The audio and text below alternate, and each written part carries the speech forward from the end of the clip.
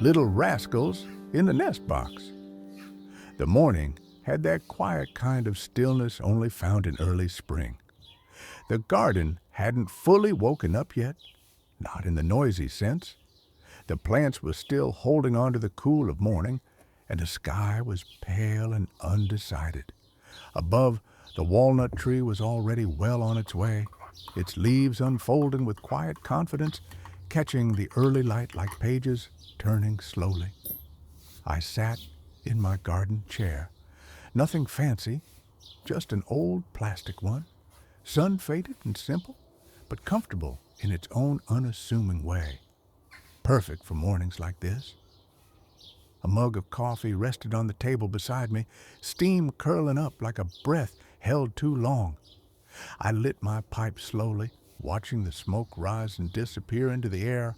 It was the kind of moment where nothing needs to happen.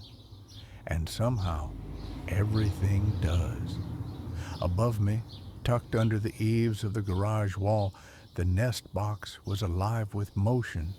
A pair of great tits flitted in and out, each visit quicker than the last. They didn't seem to notice me. Or maybe they did, and just decided I wasn't a threat.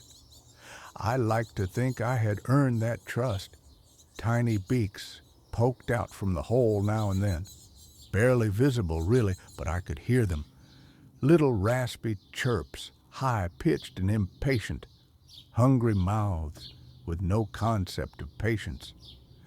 The parents answered them with soft calls and swift deliveries. Insects, seeds, a bit of this and that. Life carried in feathers. I sat there watching, not thinking, not yet. Just breathing, letting the pipe warm in my hand, letting the smell of the coffee in the garden mix into something familiar, a sort of quiet that sinks into your bones if you let it. But thoughts always come, don't they? In these slow moments, they rise like mist. I thought about how small those chicks were, blind, featherless, helpless, and how sure their parents were. No hesitation, no doubt. They just did. Feed, return, feed again. A rhythm older than words. I wondered when I had last done something with that kind of certainty, without second guessing, without wondering what others might think, without needing a reason beyond, because it matters.